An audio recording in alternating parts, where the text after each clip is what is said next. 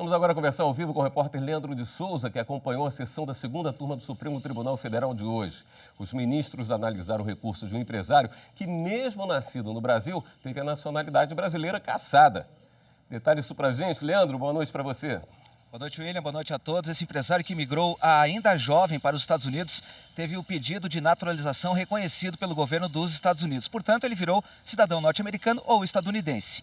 E, por causa disso, o ministro da Justiça, Sérgio Moro, cassou a cidadania brasileira desse empresário. Ele responde a processos tanto nos Estados Unidos quanto aqui no Brasil.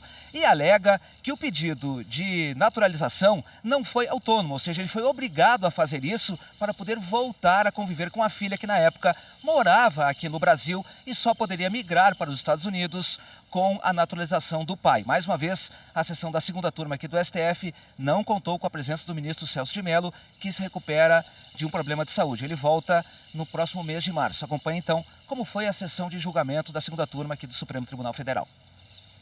O empresário Carlos Nathaniel Wenzeler teve a nacionalidade brasileira cassada pelo governo federal por ter se naturalizado norte-americano. Para o Ministério da Justiça, ao adquirir uma nova nacionalidade, ele renunciou à brasileira. O Ministério da Justiça entende ainda que o empresário teria aproveitado da condição de brasileiro somente para escapar da prisão nos Estados Unidos, onde ele responde a 9 processos. Para o relator do caso, ministro Ricardo Lewandowski, o Ministério da Justiça agiu de acordo com a Constituição. Hipótese constitucional e nada se confunde com a situação vivida pelo impetrante, que consistiu em clara opção pela adoção de nova cidadania.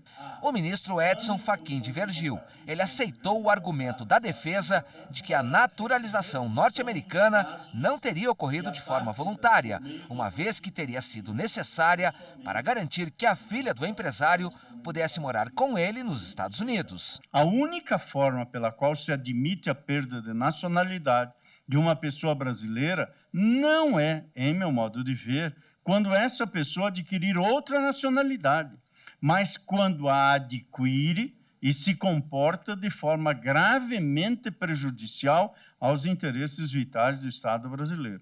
Mas com os votos dos ministros Gilmar Mendes e Carmen Lúcia, prevaleceu o entendimento do relator e o recurso do empresário foi negado. Em seguida, os ministros passaram a analisar um pedido de extradição feito pelo governo de Portugal de um cidadão português condenado a 6 anos e 2 meses de prisão por estupro e ameaça a uma menor de idade em território português.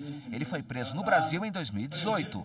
Para o relator ministro Gilmar Mendes, a extradição pelo crime de ameaça já teria vencido o prazo de acusação, ou seja, prescreveu, mas o mesmo não ocorre quanto à condenação por estupro de menor. Observo que não se trata de cidadão brasileiro e nem de crime político de opinião. Não se está a falar de infração penal de competência do Estado brasileiro ou de crime pelo qual o requerido tenha sido condenado ou absolvido no Brasil. O governo de Portugal oferece sólidas garantias quanto ao respeito aos direitos e garantias fundamentais do extraditando. Por unanimidade, a segunda turma do STF decidiu pela extradição do português.